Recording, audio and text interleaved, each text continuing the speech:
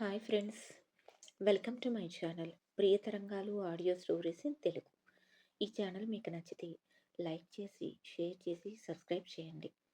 అలాగే high pitch comment కూడా ఇవ్వండి. రుద్రాక్ష పార్ట్ 4. తన కారులో దొరికిన బుక్ని ఓపెన్ చేసి చదవడం మొదలు పెడతాడు అనూప్. ఆరోగ్యాలకు నెలవు, భూమాత కొలువు, ముక్కంటి పయనం సాగాలి. అందాల ఆకాశాన నెలవంక విరిసిన రోజు, ఆ అందం చూడటానికి సరిపోవు రెండు నయనాలు. అది చదివిన అనూప్కి కొంచెం కూడా అర్థం కాలేదు. ఇదేంటి తెలుగు భాషనే, కానీ ఏమీ అర్థం కావడం లేదు. అలా ఆ పదాలు మరోసారి చదువుతాడు, కానీ ఏమీ అర్థం కాదు అనూప్కి. అలాగే మరో పేజీ, ఇంకొక పేజీ, అలా రాసి ఉన్న 5 పేజీలు కూడా చదువుతాడు, కానీ ఏమీ అర్థం కాదు అతనికి. అన్ని పేజీల్లోనూ ఇటువంటి పదాలే ఉండడంతో అస్సలు అర్థం కాలేదు అతనికి. బహుశా ఎవరో కవిత్వం రాసుకొని బుక్ పడేసుకొని ఉంటారు. అది నాకు దొరికిందనుకొని దాన్ని పడేద్దాం అనుకొని బాల్కనీ దాకా వెళ్ళి మరలా వెనక్కి వస్తాడు వద్దులే అనుకుంటూ. దాన్ని టేబుల్ సురుగులో పడేస్తాడు. ఆ పుస్తకాన్ని పట్టించుకోకుండా సురుగులో పడేయడమే అనూప్ చేసిన తప్పు. దానికి మూల్యం ఆ క్షణం అతనికి తెలియలేదు. తెలిసేసరికి జరగవలసిన నష్టం జరిగిపోతుంది. అనూప్ స్వతహాగా చురుకైన వాడు. ఆ పదాల్లో అర్థం ఉంది అని ఆ క్షణాన అతనికి తెలిసి ఉంటే ఖచ్చితంగా దాని గురించి తెలుసుకునేవాడు. కానీ అది మామూలు కవితలా ఉండడంతో ప్రక్కన పెట్టేస్తాడు. ఆ పదాలు ఒకరి జీవితాన్ని శాసిస్తాయని ఆ నిమిషాన్ని అతనికి తెలియదు. కొద్దిసేపు ల్యాప్టాప్ తీసుకుని ఆఫీస్ వర్క్ చూసుకుని పడుకుండిపోతాడు. ఆకృతి బయటికి వెళ్ళి చాలాసేపు కావడంతో సరస్వతికి ఏమైనా చేసి పెడదామని కిచెన్లోకి వెళ్తుంది కమలమ్మ. ఏ డబ్బా ఓపెన్ చేసినా ఖాళీగా ఉండడంతో ఆ ఇంటి పరిస్థితి అర్థమవుతుంది ఆమెకి. ఇక వాటర్ తీసుకొని వచ్చి సరస్వతికి ఇస్తుంది. ఆమెతో మాట్లాడుతూ ఉంటుంది కమలమ్మ, కొద్దిగా అయినా ధ్యాస మరల్చుదామని. కానీ సరస్వతి మాత్రం ఎటో చూస్తూ ఉంటుంది. కొద్దిసేపటికి ఇంటికి చేరుకుంటుంది ఆకృతి. సామాన్ ఇంట్లో పెట్టి తల్లి దగ్గరకు పరుగున వెళ్తుంది. తల్లికి బాగోలేని దగ్గర నుండి ఇంతవరకు తల్లిని వదిలి ఎక్కడికి వెళ్ళలేదు. తన రూంలోకి వెళ్ళేసరికి తల్లి ఎప్పట్లా బెడ్ మీద కూర్చొని ఎటో చూస్తూ ఉంటుంది. కమలమ్మ తల్లితో ఏదో మాట్లాడుతూ ఉంటుంది. వెంటనే వెళ్ళి తల్లిని హత్తుకుంటుంది. ఆమె ఆకృతి వైపు చూసి మౌనంగా ఉంటుంది. కొద్దిసేపటి తర్వాత తల్లితో మాట్లాడి హాల్లోకి వస్తుంది. హాల్లో ఉన్న సరుకులు చూసి, ఉద్యోగం వచ్చిందా ఆకృతి అంటూ అడుగుతుంది. లేదమ్మా, ఇప్పటి వరకు అమ్మతో నేను ఎక్కడికి వెళ్ళడానికి అవ్వలేదు. ఇప్పుడు నువ్వు ఉన్నావుగా, రేపటి నుండి ఉద్యోగ వేట మొదలు పెట్టాలి. మరి ఇవన్నీ ఎలా తెచ్చావు అని అడుగుదాం అనుకుని కూడా సైలెంట్గా ఉంటుంది, బాగోదని. పెద్దమ్మ, నీతో ఒక విషయం మాట్లాడాలి. చెప్పుమా. ముందుగా నీకు మా ఇంటి పరిస్థితి వివరించి చెప్పాలి అంటూ తమ తండ్రి ఉన్నప్పుడు ఎలా ఉండేవాళ్ళో, ఇప్పుడు ఎలా ఉన్నారో అంతా చెప్తుంది. ఇదంతా ఎందుకు చెప్తున్నాను అంటే, నేను నీకు ఫుడ్ పెడతానని చెప్పాను కదా, అందరిలా ఇడ్లీలు, దోశలు, టిఫిన్స్, అలానే ఖరీదైన వంటకాలు నేను పెట్టలేను. నాకంత స్తోమత లేదు. మేము తినేదే నీకు పెట్టగలం. నిన్నటి వరకు ఇంట్లో సరుకులు తినటానికి కూడా లేవు. ఇప్పుడు వేరే దారి లేక ఉంగరం తాకట్టు పెట్టి సరుకులు తెచ్చాను. ఆ ఉంగరం మా నాన్న జ్ఞాపకం.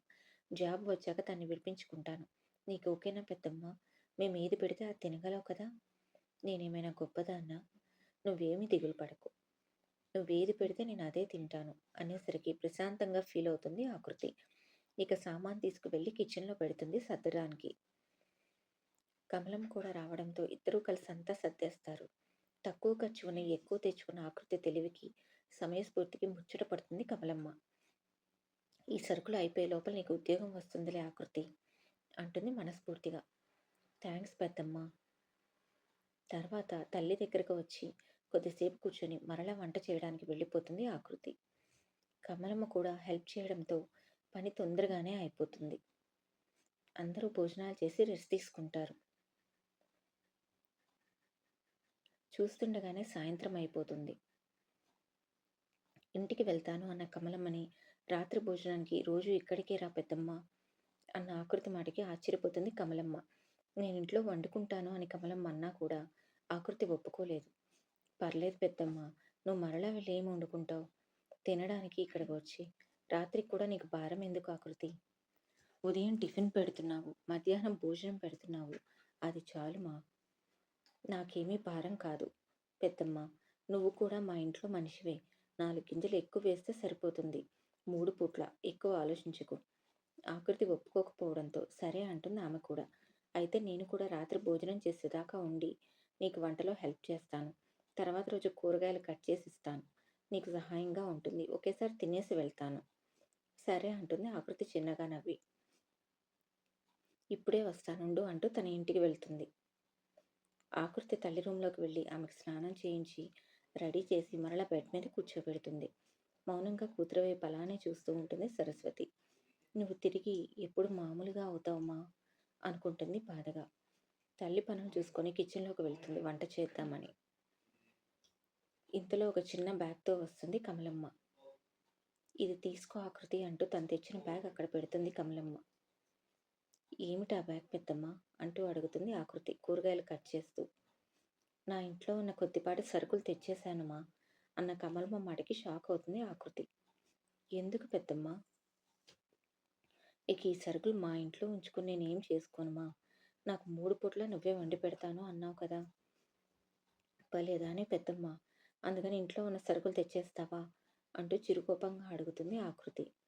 నాకు వీడితో ఇక పని ఏమి ఉంది, నువ్వు ఏమీ మాట్లాడకు అంటూ చొరవగా సరుకులు తనే డబ్బాల్లో నింపేసి కూరగాయలు ఫ్రిడ్జ్లో పెట్టేస్తుంది. ఇదంతా ఎందుకు పెద్దమ్మ? చాలా ఇబ్బందిగా అనిపిస్తుంది ఆకృతికి. నేనేమీ విననిక, పని చూడు అంటూ పని అందుకుంటుంది. ఇక ఎంత చెప్పినా వినకపోవడంతో సైలెంట్ అయిపోతుంది మరో దారి లేక ఆకృతి. నైట్ అందరూ డిన్నర్ చేస్తూ ఉంటారు. అనూప్ వైపు చూసి అన్నయ్య అంటూ గారంగా పిలుస్తుంది అర్పిత. ఏం కావాలి చెల్లెమ్మ? నేను పిలిస్తే ఏదో కావాలనేనా అంటూ ఉడుక్కుంటుంది అర్పిత. నువ్వంత గారంగా పిలిచావు అంటేనే ఏదో ఉందని అర్థం.